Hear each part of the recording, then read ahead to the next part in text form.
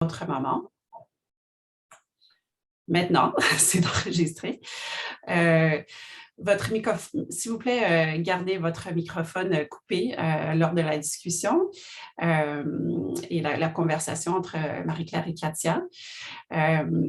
Si vous souhaitez participer à la fin, il y aura une période questions-réponses et on vous encourage de participer, soit avec la fonction chat, il y a un petit bouton en dessous de votre écran, ou sinon, vous pouvez utiliser la fonction dans les réactions lever la main ou tout simplement lever la main, la vraie main comme ça, et quand c'est à vous de parler, votre microphone sera activé.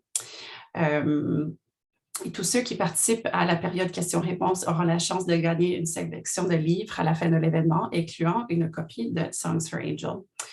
Si jamais vous éprouvez des difficultés, quoi que ce soit avec Zoom, n'hésitez pas d'envoyer un message directement à notre hôte, ma collègue Diana.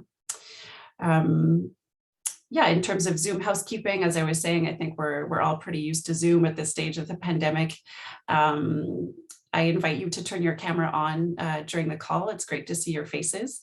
Although we'd ask if you're on a cell phone or an iPad not to move around too much, just because that can be a bit distracting. This conference is being recorded for people who weren't able to join us this evening so that we can je vois un petit message de Marie Craven. Je crois que le raise hand, si je ne me trompe pas, c'est dans les réactions, mais si jamais, vous pouvez simplement lever la vraie main comme ça et vous aurez la chance de participer. D'une manière ou l'autre. Yeah, so as I was saying, if you want to participate in the Q&A, either put your real hand up or in the reactions at the bottom, there should be a raise hand button. Or you can also type your question in the chat. And for everyone who participates in the question and answer period, you're eligible to win a gift of books at the end of the call, including a copy of Songs for Angel. If you're ever having issues with Zoom for whatever reason, don't hesitate to send a direct message to our host, Deanna. I'd like to take a minute to express thanks to my fellow Holiday Book Fair team members who helped organize this great event tonight, our partners, the Quebec Writers Federation, the Violet Hour, Paragraph Bookstore, and the Literary Translators Association of Canada. Our sponsors, Penguin Random House, Babar Books, and the Montreal Gazette, as well as our funders, the Department of Canadian Heritage, Canada Council for the Arts, and SODEC. C'est maintenant avec grand plaisir que je présente écrivaine, éditrice et traductrice Katia Grubisic, qui a été publiée au Canada et à l'extérieur. Son recueil de poésie What If Red Ran Out était finaliste au prix de poésie A.M. Klein de la Quebec Writers Federation et lui a valu le prix Gerald Lampert. Katia has been guest faculty in the creative writing department at Bishop's University, part-time creative faculty at Concordia University, and has taught in CEGEPS and for the Quebec Writers Federation. She was coordinator of the Atwater Poetry Project reading series and has been a frequent guest editor for the New Quarterly and was editor-in-chief at ARC Poetry magazine. She was founding editor of the Ice House Poetry imprint at Goose Lane Editions and associate editor with Linda Leaf Publishing. She is also frequently solicited as a member of literary and grant juries on consultative bodies and as a book reviewer. Ses traductions comprennent White Out de Martine Delvaux, Little Girl Gazelle de Stéphane Martelly, et l'objet évidemment de notre discussion ce soir est Songs for Angel de Marie-Claire Blais. Sa traduction du premier roman de David Clerson, Brothers, et de A Cemetery for Bees d'Alina Dumitrescu ont été finalistes au prix du gouverneur général. So, Katia, over to you. Merci. Thank you, Rebecca. Thank you, first of all, to the LAQ, Rebecca, Diana, and Elise, for all your work organizing this. Et à vous tous et à toutes de vous joindre à nous ce soir. If you want to type into the chat where you're from, this is one of the last remaining pleasures of the pandemic, is to find out who can tune in from the ends of the earth. So feel free to participate as if we were really just hanging out in a bookstore, having a chat. with one of Quebec's great lights of the 20th and 21st century. So as Rebecca mentioned, we'll have some time for questions and answers throughout the evening, sort of towards the end, but feel free to also submit them as they occur to you, and we'll keep a running tab of questions, so we'll be able to address them at that point in the evening. I'm going to begin by introducing Marie-Claire. C'est des questions en français ou en anglais, on peut les gérer dans les deux aussi. Et évidemment, Marie-Claire et moi, on va probablement aller de l'un à l'autre aussi, d'une langue à l'autre, parce que c'est, après tout, c'est Montréal, quoi. On va vivre ça comme on le fait habituellement. But I want to begin by introducing Marie-Claire Blais. I'm sure she needs no introduction at all for most of you, in fact. And I know that many writers of my generation really cut our avant-garde teeth on her work. And it's a huge honor and a pleasure to be able to host one of Quebec's real literary luminaries here this evening for a rare English interview, and a rare interview also that will be available to a number of people all over the place. I'm hoping that it'll be an interesting, wide-ranging conversation. And I'm very much looking forward to chatting with you, Marie-Claire. So for those of you who perhaps have just fallen onto earth tonight, the novelist, playwright, and poet Marie-Claire Blais has been an important figure on the French literary scene for more than 35 years, and actually probably a few more years than that as well. Her first novel was La Belle Bête. It was published in 1959, and it's since become a standard of Quebec classrooms everywhere. Since then, she's published also about 20 novels in Quebec and in France, all of them translated into English by a number of other translators who've come before me, and whose work have given her many voices, and the polyphony of her work, that many more voices into English as well. So I acknowledge their work and their mental accompaniment tonight. She's also published 7 plays, 4 collections of poems.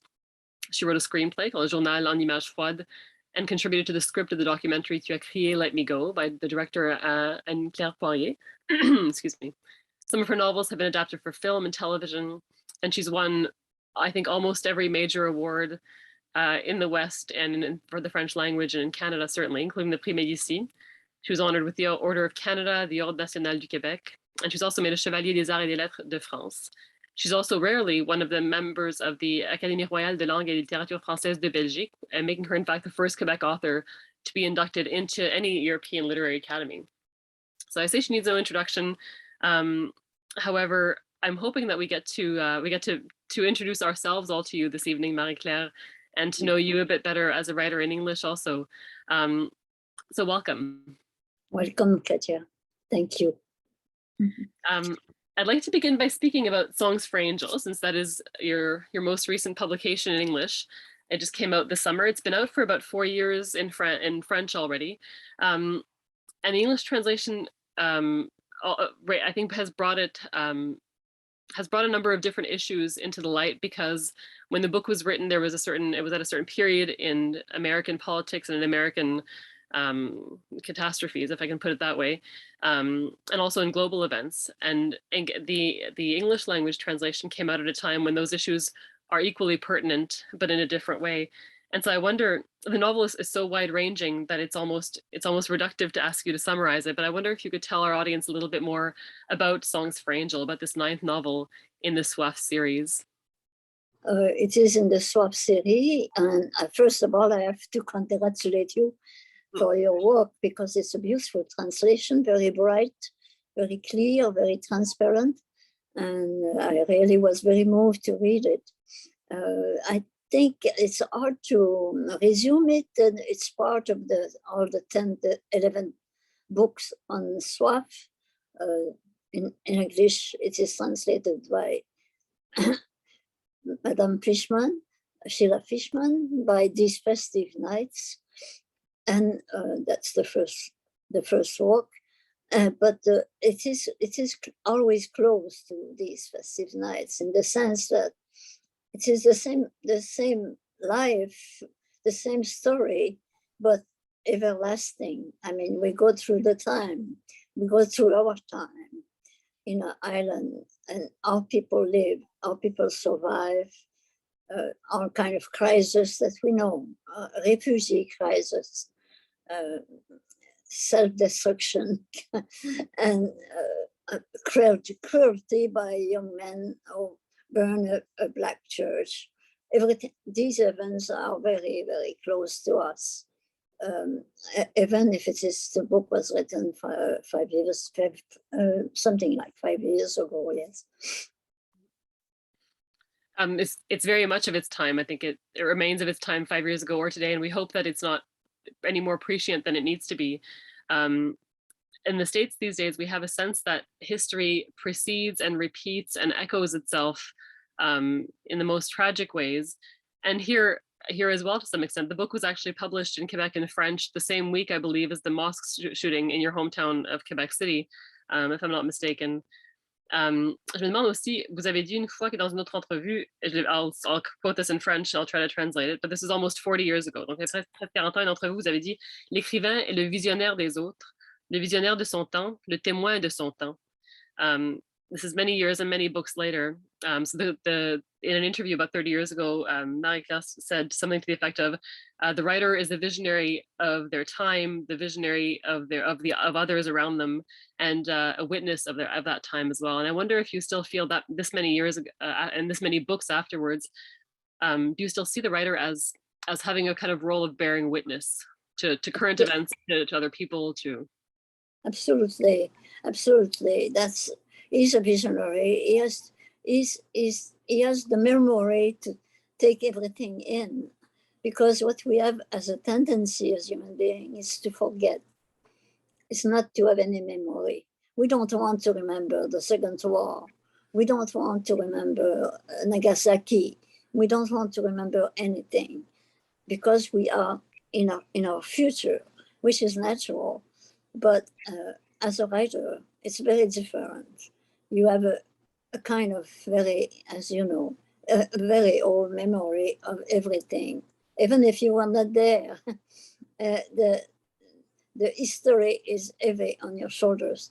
And I think it's the case of many writers too. And for Soifs, these festive nights, it begins by an happy life in a paradise island. But in this paradise, this is our universe. It's very beautiful, our universe, but we destroy it. So that's the slow motion destruction coming in.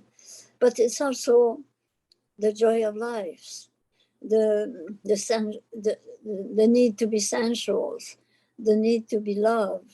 It's also all that. And that's carried forward. I think there's some links a little bit. The gun, the Chekhov's gun that is on the wall in the first act has to go off in the second. And I feel like there are these moments throughout the Soif novels where something happens and then the thread is picked up 2 or 3 novels later. Sometimes a character that reappears, and it's something like 200 characters, I think, in across all 10 books. I'm thinking even of May in Songs for Angel. There's a sanctuary for marine animals, and there's this turtle that they rehabilitate. And so there are moments of also deep hope, I think. And so is that I guess what makes the bearing witness to difficulties is maybe made palatable by also bearing witness to moments of joy, of sensuality, of love? Is that? Yes, as you say, there is also deep hope, and there is also deep love, and there is also deep courage. I mean, there are always some people to save the refugees. There is always some people to think of the other's pain. There is always someone to take care, but in the same time, it's very frayed. The equilibrium of love and hate, as we see it now, is very frayed. Do writers have kind of a social responsibility for that balance, or are they the keepers of that balance to some extent? Do you feel that you need to represent equal parts bleakness and hope? Do you feel like you owe your readers or perhaps your characters that sense of equilibrium? You and I, we are human beings, we are human writers, so we go through negative periods as we go through very high positive periods. So we know what the other people feel. We know how frail people are, and we know how sensitive they could be and victimized easily, particularly the youth. and actually throughout the Soifs series, and maybe especially in Songs for Angels, because the angel, the character, for those of you who haven't read it yet, and I deeply encourage you to. It's an incredible book. He's a young man who is dying, and who dies at the beginning, who dies as a novel opens, basically, and the novel unfolds as there is a procession towards his final goodbye, towards the commemorative ceremony for this kid, really, Angel, who shouldn't be dead, as no child ever really should be. There's other characters too that have a sense of lost innocence. I'm thinking, for example, there's the children who've lost their father in 9/11. There's children who are conscripted as suicide bombers. A 12-year-old girl who's escaping from the marketplace she was supposed to blow herself up in. There's children who are endlessly victimized by the clergy, and then they're re-victimized as the cardinals are kind of keeping the silence and the complicity of that silence. And among all of those children who embody that kind of tainted innocence, there's of course the figure of the young man. So the young man is also not much more than a child himself, who is a white supremacist and who takes it upon himself to enact a tragic massacre in a Black church, which is reminiscent, of course, of an event that happened not long before you were probably writing this book, in Charleston. He's presented as virginal, as pure, as he's always worried about his hair and his face, and is he going to be tainted, basically.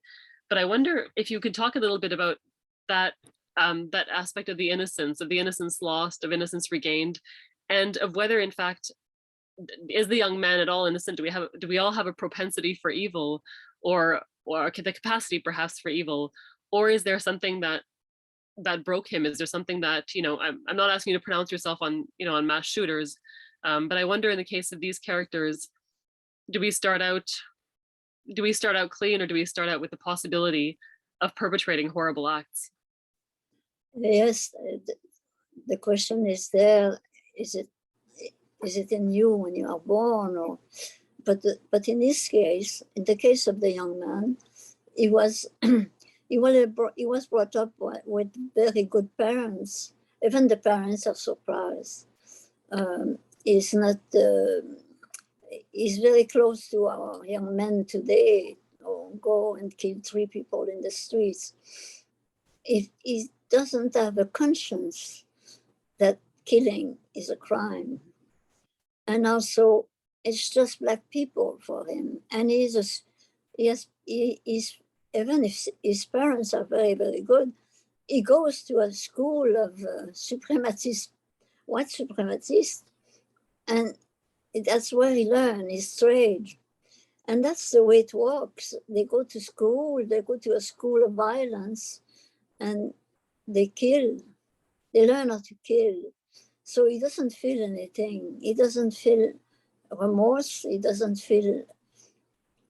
He just feels that he's a little prince of the cause, the cause of the supremacist. I read somewhere that when you were writing Soifs, you often went to actually interview individuals, not as a writer, not introducing yourself as a writer, but really just to get their stories one-on-one, to sort of feel out what their manifestations might become as characters in the book, and then perhaps told them afterwards, I'm not sure if they were friends or if they were acquaintances, and I wonder, in terms of the young man, or maybe some of the other characters in the book, were there real stories that fed those characters? I mean, there's no shortage, unfortunately, of mass shooting or racial supremacy, unfortunately, in the States right now, but were there real people whose witness you literally individually bore in any cases? Yes, the young man exists. We saw him on TV with his beautiful hair and looking 16 years old. Now it must be 21 or 22, but he's still in jail. But which is so astonishing when I see him on TV, this young man, he never say he has a remorse. He never say it was sad, it was bad, or anything. We don't know what's going on in his conscience, because we don't know about anyone's conscience. But it is very, very scary. So if he's the flag bearer of hatred, then, and of kind of like, I mean, he's kind of psychotic or sociopathic, certainly. Who do you see as the flag bearers of hope in the novel? Which are the characters that you see as being his antithesis in some way. Well, the other characters of the book are hopeful, mostly. I mean, even Angel is a victim of AIDS because he's 12 years old, and he must have been he received some bad blood or something during a sickness, but he's innocent. It is a pure angel because. But which I think is hopeful in all these books is there is always music, and when Angel goes to the beach for the last time with his dog, there is a chorus of Black people behind him who sing for him. The same chorus is there when he died. It is the story of an angel, but victimized, but in the same time, he gives a lot of love. So he doesn't leave this earth without motivation. He leaves this earth with love and passion, and everybody think of him. And he tries to unite people.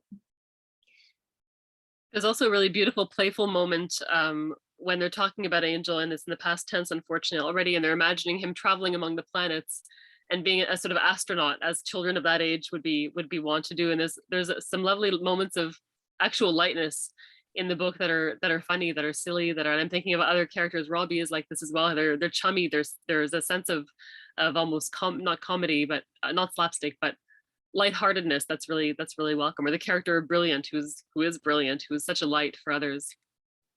Yes, there are lighter characters around him, but they are there also to bring him joy.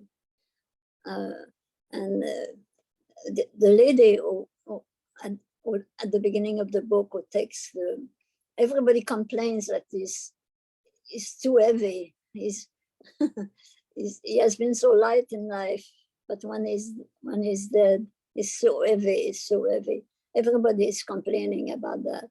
But in the same time, there is joy as to have known him. It's a loss. It's a terrible loss. We cannot say otherwise. But in the same time, he represents all the children who die of AIDS in Africa. A pandemic that's not over yet either. Although there's two children in the book who are then saved, right? One is actually cured and returned to his grandparents, I believe. So yes. There are these moments of limited and tentative joy also at the end of that terrible epidemic that we're still living through.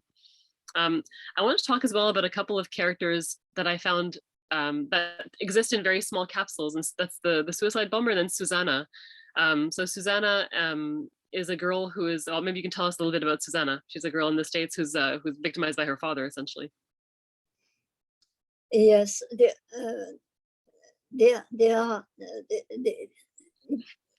are brave people who should die, but they will not die. Angels should not die either. But I mean, it is also the story of we bring a lot of victims in our tribulations and wars and conflict. And AIDS was a war, as our pandemic is a war. And we lose a lot of people. But we have always a new generation and new hopes and new, in the case of Robbie, for example, he's always joyful. As you say, it's a fantasist character, but he's happy. He's happy in his life. And many people are happy in their lives, in life, in real life, and in my books. The war metaphor is apt for Robbie as well, and for many of his friends who go to who combat regularly, who are in protests and who are very much in the activist movement for trans rights. And so there's a sense of the struggle there as well, I think. It's a great struggle, and they are all involved with this struggle, and they are all militants in their ways, each one in its different way. Some in doing some theater and explaining the phenomenon of rejection. The others, like Robbie, traveled to San Francisco.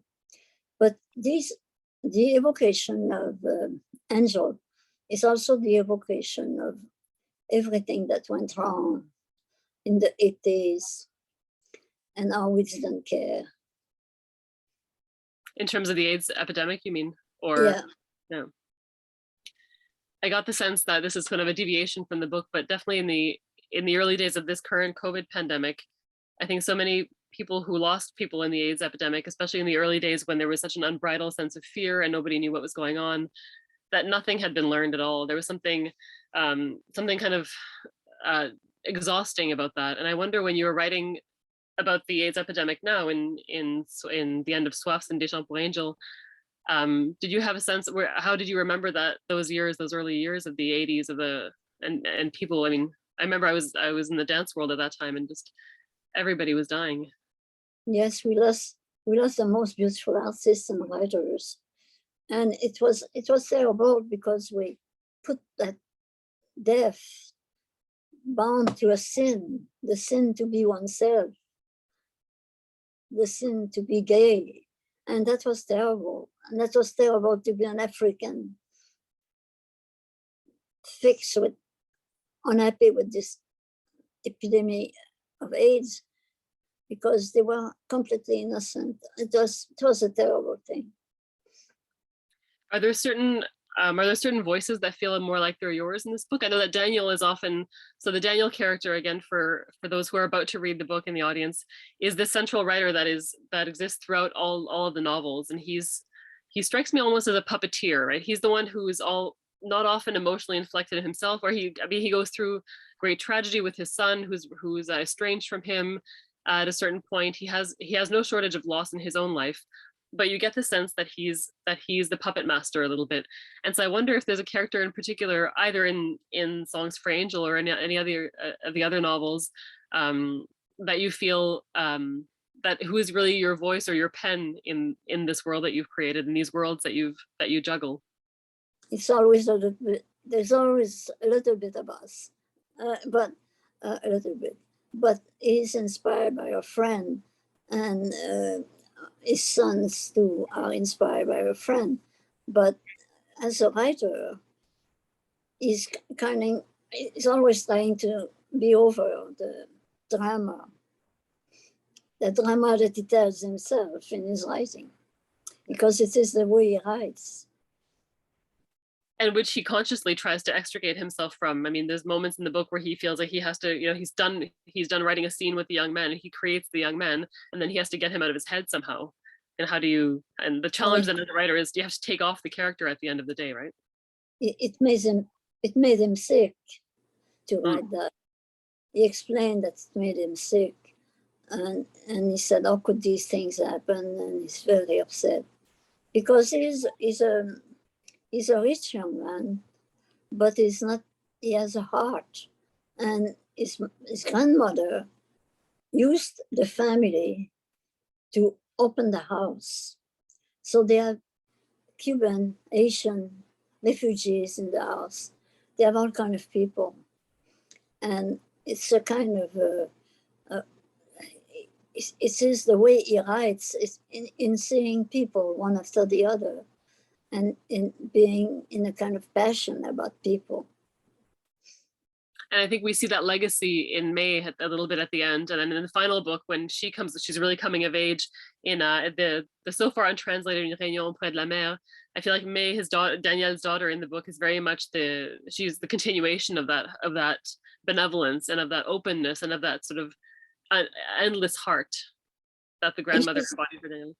Yes, you're right. And she's also the daughter of her mother. I mean, she's very feminist, and she wants justice, and she's very upset as a child. And the reconciliation between the mother and the daughter is a bit slow, because May is more advanced than her mother. Is that necessarily the way it is? I think that do our children always outpace us or No, but they may feel that. And they may feel that profoundly. And I love Melanie. I think she's our mother. I think she's doing her best, really, with our boys and with Vincent, who's always asthmatic, and she's divided. She's one of these women who is kind of divided between family and career and duties. And that's why I admire her. Finally, she's on the side of her daughter. And she evolves constantly as well. From there's a point at which the child, I think it's May, says, "Oh, Mom, you said this to us. You said you're kind of everybody is responsible for everybody else in the world, in light of taking in just the refugees." And the mother sort of says, Melanie says, "I said that." And it's funny that you give this to children and they take it in the moment, and yet you evolve then beyond that as a person and as a parent, and you don't even remember having inculcated that lesson in your children. She finds it hard. She finds it hard to follow her spirit. And I think she finds it hard to follow me, because she sees the future and she's very worried for the future. There is that too. I wonder if I could read a passage, actually. I'm going to read both the French and the English, the passage that involves actually Susanna, because it's a moment of great horror and tragedy. So Susanna is to give the audience some context, is a young girl who is shamed by her father for presumably having sexted with boys, or even not even sexted, but sort of exchanged, bikini pics or something like this. And so her father shames her and cuts her, and really cuts her hair and puts the video of that shame on YouTube, presumably on YouTube or online, to kind of expand the shame. And Susanna then, and we get the sense that the father is habitually brutal in this way, and that the mother can do nothing about it. And so Susanna runs away and runs out onto the highway. And the moment at which she runs, it's I'm getting sort of, my hair is standing up on my arms as I'm even telling this, but it's also a moment where we see that angelic aspect again. We see the aspect of having no life wasted. So I'm going to read a small section in French, Marie-Claire, with your permission, then I'll read the English as well. Please. Oui, pensait Susanna, nous pourrions partir ensemble ailleurs. L'univers est si immense. Maman à la broussaille blonde, cette main de mon père qu'il passe dans ses cheveux. Ne le craint-elle pas autant que moi? Elle disait, c'est ton père, il faut l'écouter, lui obéir. Cette main d'une violence brute, de mon père, oui. Et n'était-ce pas elle, sa mère, qui courait le long de l'autoroute, transpirant dans la poussière? Maman, maman, criait Susanna. Si tu ne viens pas, je devrais rouler là, sous les roues, tant j'ai honte, maman. Maman, toujours tourbillonnait le papillon aux ailes jaunes et bruns. Attends, criait une voix de femme, attends. Nous allons oublier ces vidéos. Tant de méchanceté. Attends, Susanna. Ne vois-tu pas que je viens vers toi? Nous partirons ailleurs. Assez de cette maison où mes enfants sont brimés, persécutés. Non, je n'en peux plus, je voulais te le dire plus tôt, mais il y avait toujours cet effroi près de lui, qu'il nous priva de tout, toi et tes frères et sœurs. Oui, était sa mère à l'horizon? Viendrait-elle, pensait Susanna. Ah, viendrait-elle? Tant d'animaux, petites choses sans appartenance, oiseaux, lapins, écureuils, venus des forêts saccagées, sacrifiés sur les autoroutes. Susanna irait vers ce cercueil de fourrure et d'eau cassée. Elle s'y mélangerait sans que personne le sût, pensait-elle, car toute honte s'effaçait sous le bleu du ciel. Qui se souviendrait d'elle si sa mère ne venait pas? And I'll read the corresponding English in my translation then from Songs for Angel.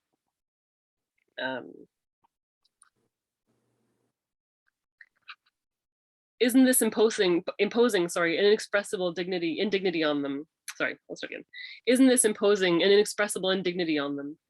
And Susanna thought, if her mother came, yes, we could go somewhere else together, the wide world. Does my mother fear him? My mother with her blonde hair. My father runs his hand through it. Does she fear him as much as I do? She says he's your father. You have to listen to him, obey him, the hand of brute violence. He's my father, yes. And wasn't that her mother, running along the highway, sweating in the dust? Mama, Mama, Susanna shouted. If you don't come now, I'll be crushed under the wheels. I'm so ashamed, Mama. and the yellow and brown butterfly was fluttering. Wait, a woman shouted, wait, forget those videos. So much nastiness. Wait, Susanna, can't you see I'm coming to you? We'll leave. Enough of this house where my children are abused and persecuted. I can't take it anymore. I wanted to tell you sooner, but I've always felt such dread around him, that he would cut us off, deprive us of everything, you and your brothers and sisters. Yes, was that your mother on the horizon? She would come, Susanna thought, she would come. There were so many animals on the side of the highway, insignificant creatures, birds, rabbits, and squirrels of the flayed forest sacrificed. Susanna would slip into a coffin of fur and broken bones. She would, she thought, without anyone noticing, and under the blue sky, all the shame would fade. Who would remember her if her mother didn't come? I want to read that section in part because it seems to represent so much erasure and escape in the book, both for good and for ill. I'm thinking, for example, of May's friend who has an eating disorder and who's wasting away, or the various characters who can't be themselves in various circumstances, who either have to pretend in their job and just be, you know, still a trans person who's an engineer and so has to go to work in basically as with their necronym and not be able to live fully. And what you said about music earlier makes me think that sometimes escape can be a positive thing as well. And so I wonder how you see these moments of a lot of the characters who are erased or who are winnowed down are women. And so I'm wondering about, there's parts of the book that read almost as a feminist manifesto, a reclaiming of that space that women have ripped away from them. I'm not sure if that was part of the. Yes.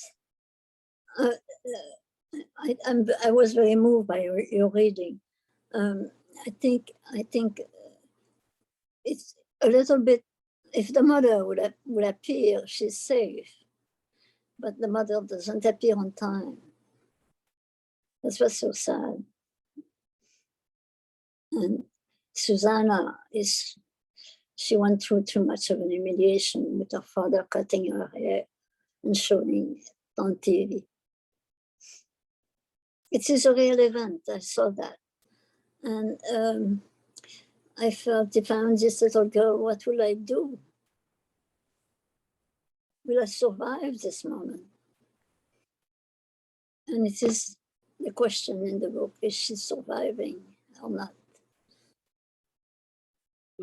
Same thing with the young girl who's the suicide bomber who survives and who almost has this imaginary salvation with this man in his cart and his donkey who could take her away.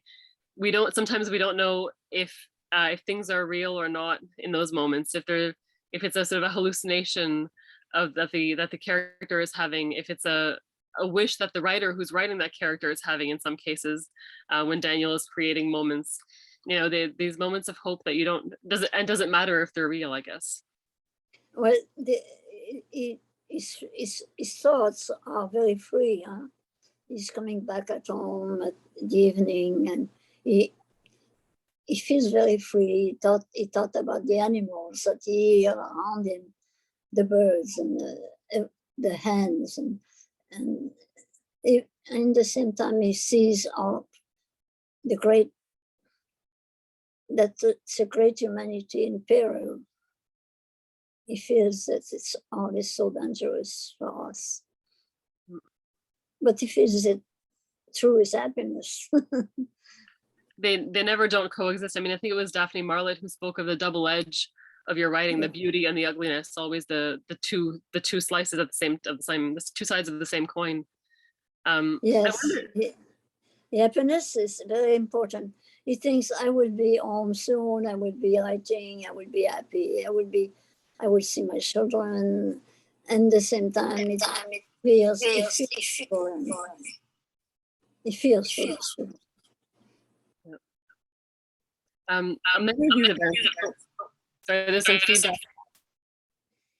Is that me that's feeding back? Sorry, Deanna, do you want to, or somebody? I think someone's mic might be on. I'm taking a look here. Excuse me. I think okay. I don't hear the echo anymore. So maybe we're okay. Thank you. It wouldn't be a reading in 2021 without having some kind of right. I want to ask you. So you mentioned, for example, the character of Susanna, who was inspired by a real event. Of course the shootings in the Black church. And then in the 10th novel, Une Réunion près de la mer, which is slated to be published by Nancy in 2023, which has not yet been translated into English. So that book talks about an event that looks an awful lot like the 2016 shootings in Orlando in the gay bar. These events happen, you know, outside your front door almost. You've been living in Florida for many years. And I wonder sometimes writers seem to move away in order to better write about the place they're from, right? So you want that distance and that vantage on your origins, on your roots, on your own community and your own society. Whereas in your case, you went away, you moved to the States many years ago, and you write about things that are happening right outside your front door. And so I wonder about the, I guess the intimacy of that, or I wonder if that lends a kind of urgency to your work, the fact that especially in Soifs, you've been writing about the United States and the wearing of that fiber of what makes America America in the late 20th and 21st century. And I wonder if there's a kind of urgency that that living among that lends to the writing for you. Yes, there is a kind of urgency, a great urgency. But also, I think it's not only the situation of USA, it is a global situation. We have shooting everywhere. We have shooting in Montreal, in Quebec, and we have shooting in Australia, Finland. It is an age of violence. We were thinking that Roman Empire was an age of great violence. We are also an age of great violence, but we could manage it much better than they did, and we should.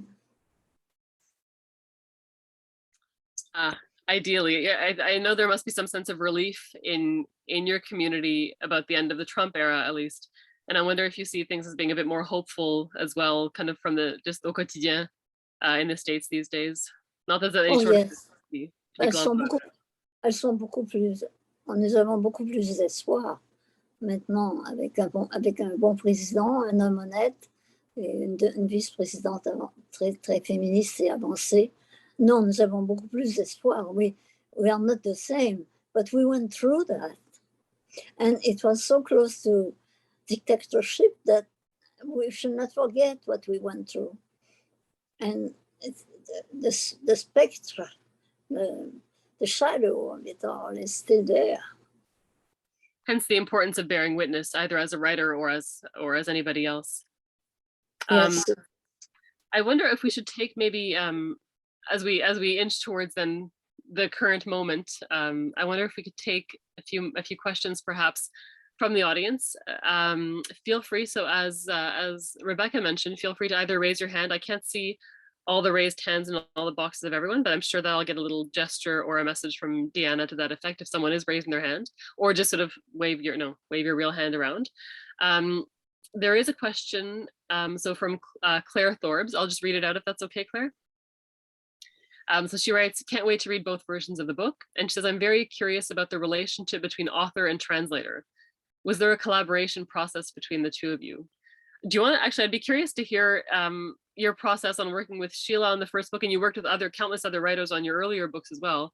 And then with Nigel on the intervening books. And I can talk a little bit, or we can talk about how we worked on this one, but it was much more, my experience, we sort of, I went away and did the thing and then sent it to you and had a few questions. Yes, we wrote to each other, but that's very important that we wrote to each other.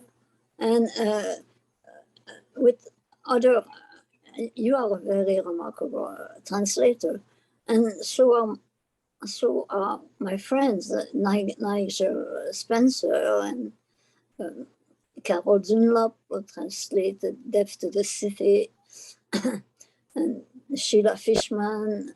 I have been very lucky, and now I have you. It's very amazing for a writer to find a good translator and to be so happy. I think you've been lucky. And it was interesting, the continuation of trying to keep the threads that Sheila and Nigel had set down in terms of the names and the places and how the kind of the ethos of the book, and trying to create a new translation of Songs for Angel, but also trying to speak in that same lineage, if I can say, was really fascinating. Yeah. There's a couple of questions also. One interesting question that from from Sébastien Schulman, qui nous demande donc, merci beaucoup, thank you for this wonderful discussion. I'm a longtime reader and fan of Marie-Claire Blais' work, but new to Les Soifs. Is it possible to read the volumes in the series out of order, or certain volumes in isolation, or should one read them in order to get the full effect? What do you think about that? Do you recommend starting from scratch, starting from Soifs, starting from these festive nights and working your way through? You could read any one, and then you would be plunged into these festive nights. Naturally, it's better if you read the whole complete series, but because you could follow the time, you could follow Augustino changing completely, Mother humanizing yourself. All the characters are moving. They are moving like we do, changing every day. But you could read one, and you would have an idea. It puts me in mind of the last time you and I met in person. In fact, was right before the premiere at L'Espace Go of Soif Matériaux, which is a play that was put on by Denis Charlot, je pense son nom de famille. Marlot, pardon, excusez-moi. And at that point, there was an interesting conversation about how they had chosen to create characters out of this polyphony that you've built. And your answer was really interesting, and it helped me think through how I was going to separate the characters myself. And you talked about how the characters almost don't matter, because the question was who says what. In writing the play of these books, how do you decide what do you put in people's mouths? There's no dialogue in the book, so to speak. And sometimes it's clear, but sometimes who knows. And your answer, I thought, was very revealing, is that the characters don't matter, but the voices matter, essentially. And I thought that was a really interesting way to give agency to the issues and the voices and the people who are missing from this narrative, and the people who go missing, the people who die, the people we lose along the way. I thought that was a really beautiful way to pay tribute. Denis Marlot and Stéphanie Jasmin knew how to reconcile all these people on a scenery with only 20 actors when there's 200 people in the books, and they did magnificently. But it's a new thing. It's a new song from the book. It puts them alive, and it's so important. That's why I thought it was so an important production, because it's not abstract anymore. You see Daniel, you see children, you see Melanie, you see everybody, you see the young man who was killed, you see them all. And that was, for me, very, very important, a little masterpiece that he did. I would love to see a remount of that now theaters are reopening slowly. So I wonder if we'll get to see it again, perhaps touring. And it would be great to have you back up here in Quebec eventually as well. We have a question from Ilya. Ilya, I'm gonna just read your question from the chat, if that's okay. So they write, the epigraph to Soifs is a quote from The Waves by Virginia Woolf. And the books in the cycle also follow a certain kind of stream of consciousness with few punctuation marks. And in fact, I think this is one sentence, basically, the Songs for Angel. They ask, have you been inspired by Woolf's writing in some way for this cycle? And if so, how? To read Virginia Woolf is very stimulating. It's very genuine, because it's rare that we have the work from the conscience point of view. And she has all her people talking from the inside, from the interior violence, or the interior, the sweetness or love, but it's very intimate. I thought it was so beautiful to read her and to follow this kind of songs of the sea. There is a song of the sea in these festive nights, but it's a sea always kind of troubled by refugees, by a lot of agitation, social agitation. And when she described the sea, we are almost on the second war, where she thought she would lose her husband and everything. And I think she died by the sea, and she died by this premonition that she will lose everything.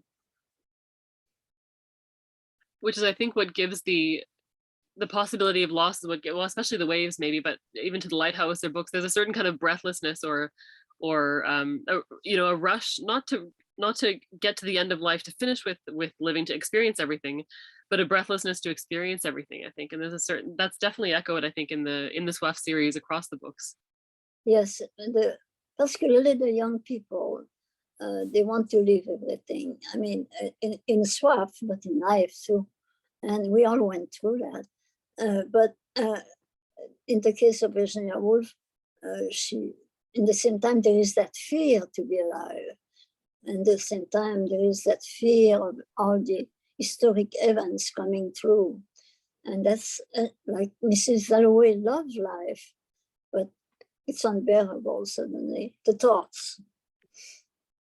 And getting them out makes the living more bearable, I think, in some ways as well. The Yeah. releasing the thoughts, for sure. A couple of really nice compliments from Linda Leith, who says, loving this conversation, and loving the fact that it's in English, given that you live in the US, but she's never heard you speak English. So such a pleasure to hear your thoughts. Marie-Claire, says Linda, thank you for being part of this. And then Diane Boulet, qui nous pose la question, or Diana, sorry, Diane Boulet, who asks, just wondering if it wouldn't be easier to always have the same translator.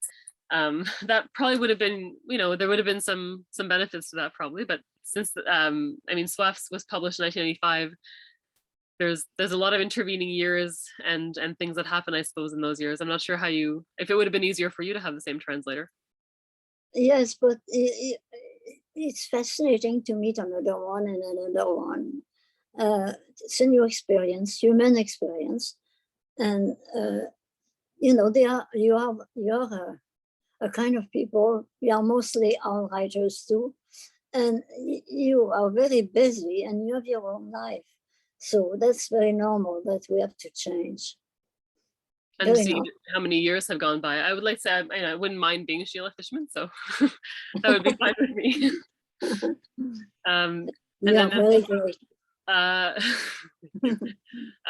there any other questions from? I'm scrolling through the chat to make sure I haven't missed anything, and I'm looking to see if there's any waving hands. So please make sure that if you do have a hand to wave, that you do so or raise it in the reaction. Sorry, I'm just being the brief technological moment to make sure we address everybody's questions. I think we've covered the few that are in there for now, so please feel free to raise your hand and ask questions if you have any forthcoming.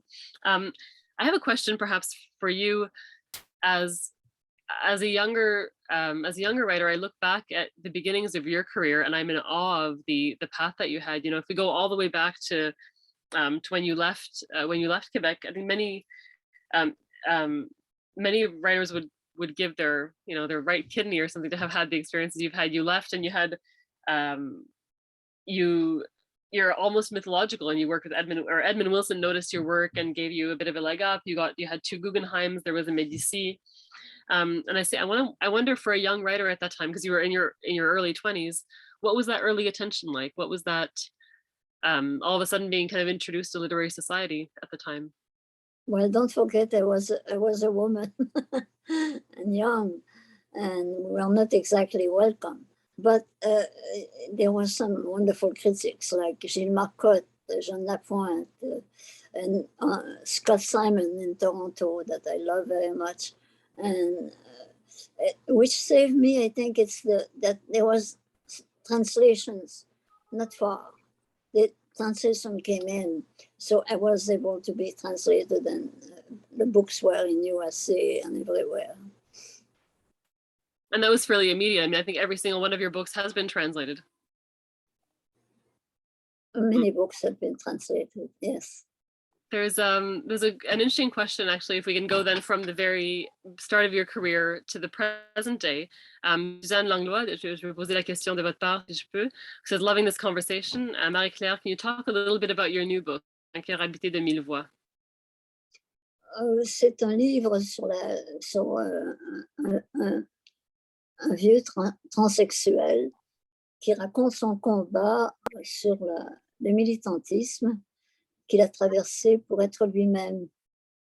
Il s'agit d'une personne de 92 ans à peu près, donc c'est très très dur d'avoir traversé toutes les batailles contre les transsexuels et contre les homosexuels, la bataille du sida en plus. Et il a tout vécu cela partout, à New York, à San Francisco. Il a vu ce qui se passait en Europe. Il a entendu les commentaires, il a vu les hôpitaux qui refusaient les sidéens. Il a tout vu ça, il a milité. Et nous le voyons à la fin de sa vie, qui retrouve tout un groupe de jeunes filles qui sont devenues plus grandes, elles ont maintenant 60 ans, là, mais qui elles-mêmes ont épousé son combat sans trop s'en rendre compte. Elles ont grandi dans le militantisme sans trop s'en rendre compte. Et elles trouvent leur libération en cet être-là. J'ai l'impression parfois c'est un livre qui est aussi qui est hallucinant et qui sera probablement au Salon du Livre en présentiel la semaine prochaine si vous voulez vous déplacer. J'imagine au stand de Montréal, ils les auront tous. Donc j'invite à aussi aller l'acheter en présence. Pas de Marie-Claire Blais malheureusement, mais de toutes ses œuvres et de plein d'autres œuvres aussi et d'écrivains et d'écrivaines. Il y a le sens aussi, même dans Des chants pour Angel and in some of your other books, que les jeunes ont grandi avec un militantisme qui fait partie de leur conscience d'eux-mêmes, non seulement de la société, mais qui ont du mal à s'imaginer comme à l'extérieur de ce militantisme, de ce combat, malheureusement, des enfants qui doivent se battre pour avoir la planète qu'ils veulent, l'identité qu'ils veulent assumer, d'avoir le droit aussi d'être eux-mêmes. Et je me demande si les générations antérieures, on pense tous avoir tout découvert la première fois, bien sûr, sur l'amour ou le militantisme ou n'importe quoi. Mais je me demande si les générations antérieures avaient ce même sens d'indivisibilité avec le militantisme, si on avait l'impression à cette époque-là aussi qu'on devait se battre pour tout et qu'on n'avait pas le choix et que c'était même, ça faisait partie, la manif du samedi matin, je me demande si c'était aussi intégré à cette époque-là. Mais il y avait à l'époque... on était contre le militantisme. Aujourd'hui, on le laisse libre, assez libre, comparé à ce que c'était. Je veux dire, bon, à New York, on a battu les transsexuels, on les a presque tués. Aujourd'hui, il y a des coins dans le monde, Nigeria, où on tue encore les homosexuels. Je veux dire, il faut arrêter ça, ça n'a plus de sens. Ce sont les derniers crimes tabous. Et c'est pour ça que j'ai écrit ce livre. J'étais vraiment nerveuse à la pensée des enfants qui n'avaient pas le choix et qui naissaient comme ils naissent, différents, et qui étaient menacés par le gouvernement de Trump. C'est comme ça que j'ai commencé à écrire le livre. Un cœur habité de mille voix, vous voulez dire? Oui. Oui, parce que je trouvais ça d'une gravité dans le crime, d'une monstruosité dans le choix du crime, de cruauté. Et une des premières choses que Biden a fait justement, c'était he rescinded those executive orders that had to do with limiting trans people's participation in various fields of the U.S. military, etc. So, nous avons affaire à un homme très humain et humaniste. Nous avons beaucoup de chance, mais il faudrait que ce soit dans le monde entier. Et c'est loin d'être gagné, même aux États-Unis, je pense à certains endroits aussi. Ça dépend aussi où on habite, je crois, dans quel.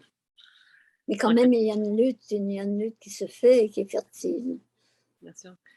Une question aussi pour revenir à Soif. Elise, who asks, did you plan to write 10 volumes when you started the Soif series? That's a good question. Or did you think there would be 30, or do you think there would be one? J'ai commencé par 3. Et je pensais que je m'arrêterais là. Mais il y avait tellement de choses à dire sur ce que je voyais autour de moi. Et c'était la grande période inspirante. Là. J'étais très inspirée par mes amis, par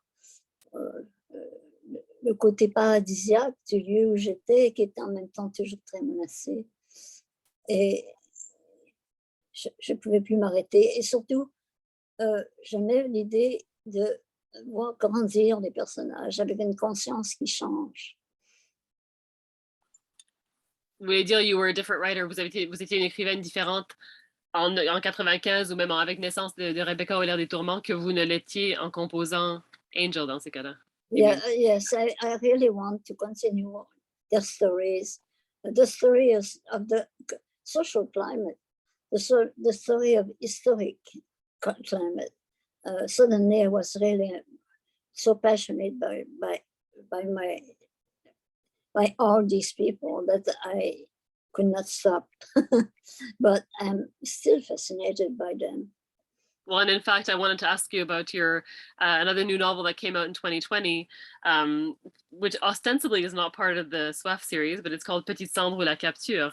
And Petit Cendre is one of the most, un des personnages les plus attachants, je trouve, de la série. He's absolutely compelling, and you want to kind of adopt him and hang out with him. And he wants, you want to be, he's the one you feel immediately closest to, I think, in part because his voice comes out very strong. And so I wonder why you chose to write a novel outside the series, but about a character from inside the Soifs series in Petite Cendre ou la Capture. It could belong to the series if we want. Because other people from the series are there, like Robbie, Ian, many people, many characters, but they are new characters.